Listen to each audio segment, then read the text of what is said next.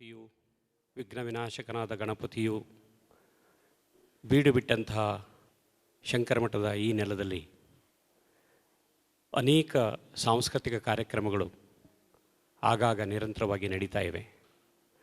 ಆ ಪಟ್ಟಿಗೆ ಒಂದು ಹೊಸ ಸೇರ್ಪಡೆಯಂತೆ ರಂಗಶಂಕರದ ಕನ್ನಡ ನಾಟಕೋತ್ಸವ 2025 ಇವತ್ತು ಇಲ್ಲಿ ಉದ್ಘಾಟನೆಗೊಳ್ಳಲಿದೆ.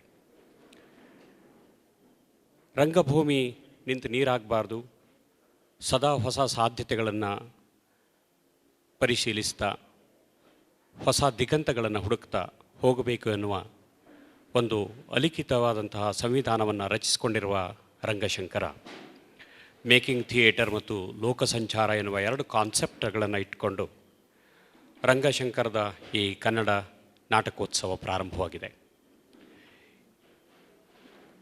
4 ದಿನದ ನಾಟಕೋತ್ಸವ ಇದು. 4 ತಂಡಗಳು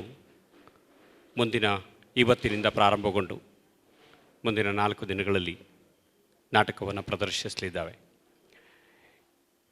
ಶೃಂಗೇರಿ ಶಂಕರಮಠದ ಈ ಪವಿತ್ರ ನೆಲದಲ್ಲಿ ಮೊದಲನೆಯ ದಿನ ಇವತ್ತು ಸುನಶ್ಶೇಪ ಎನ್ನುವಂತಹ ನಾಟಕ ಪ್ರಾರಂಭವಾಗುವ ಮುನ್ನ ವಿದ್ಯುಕ್ತವಾಗಿ ಇದಕ್ಕೆ ದೀಪ ಬೆಳಗಿಸಿ ಚಾಲನೆಯನ್ನು ಕೊಡಬೇಕು ಅಂತ ಸನ್ಮಾನ್ಯ ಧರ್ಮಾಧಿಕಾರಿಗಳಾಗಿರುವಂತಹ ಶ್ರೀ ವಿಜಯ್ ಹೆಗಡೆ ಶಂಕರಮಠ ಇವರ ಧರ್ಮಾಧಿಕಾರಿಗಳು ಅವರನ್ನು ವೇದಿಕೆಗೆ ಆಹ್ವಾನಿಸ್ತಾ ಇದ್ದೇನೆ.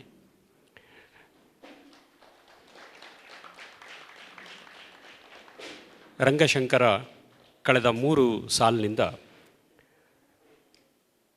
ಈ ಸಂಚಾರದಲ್ಲಿ ತೊಡಗಿ 2023ರಲ್ಲಿ ಶೇಷಗಿರಿ ಮತ್ತು ರಂಗಶಂಕರದಲ್ಲಿ, 2024ರಲ್ಲಿ ಚಾಮರಾಜನಗರ ಮತ್ತು ಶೇಷಗಿರಿಯಲ್ಲಿ, ಈ ವರ್ಷ ಸಿದ್ದಾಪುರದಲ್ಲಿ ಈ ನಾಟಕೋತ್ಸವವನ್ನು ನಡೆಸ್ತಾ ಇದೆ.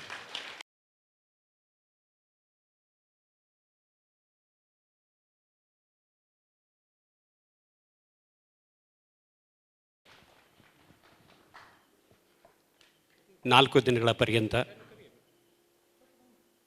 ನಡೆಯಲಿರುವಂತಹ ಈ ನಾಟಕೋತ್ಸವದ ಉದ್ಘಾಟನೆಯನ್ನು ನೆರವೇರಿಸಿದ ಕಾರ್ಯ ಸಮಾಪ್ಸಿತ್ಯಾತ್ ತಾವತ್ತೋ ಸ್ತುತಿರೋ ಭವ ದೀಪದೇವ್ಯೈ ನಮಃ.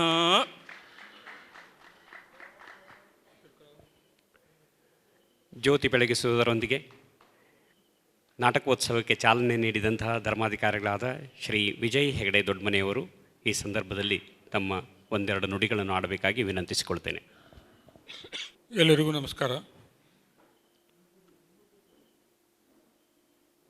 ರಂಗಭೂಮಿ ನಿತ್ಯ ನೀರಾಗಬಾರದು ಅಂತ ದಿಶೆಯಲ್ಲಿ ರಂಗಶಂಕರ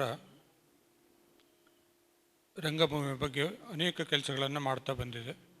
ನಮ್ಮಲ್ಲಿ ನೀನಾಸಂ ಹೇಗೆ ರಂಗಭೂಮಿಯನ್ನು ಸಕ್ರಿಯವಾಗಿ ಇಟ್ಟಿದೆಯೋ ಅದೇ ಥರ ರಂಗಶಂಕರ ಕೂಡ ಕನ್ನಡ ರಂಗಭೂಮಿಯನ್ನು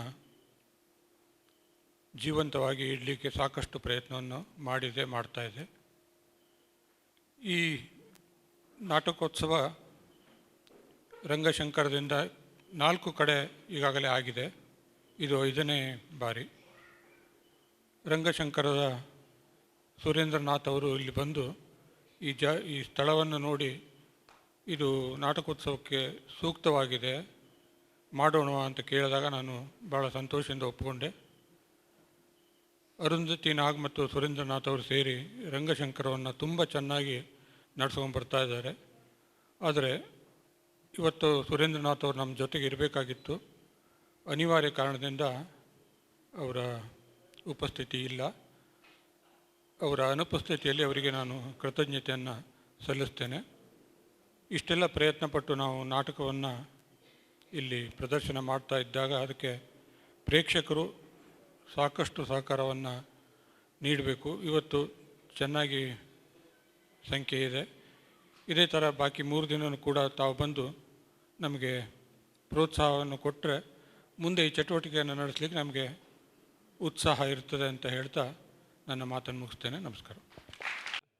ಧರ್ಮಾಧಿಕಾರಿಗಳಾಗಿರುವಂತಹ ಶ್ರೀ ವಿಜಯ್ ಹೆಗಡೆಯವರ ನುಡಿಗಳಿಗಾಗಿ ಧನ್ಯವಾದಗಳು.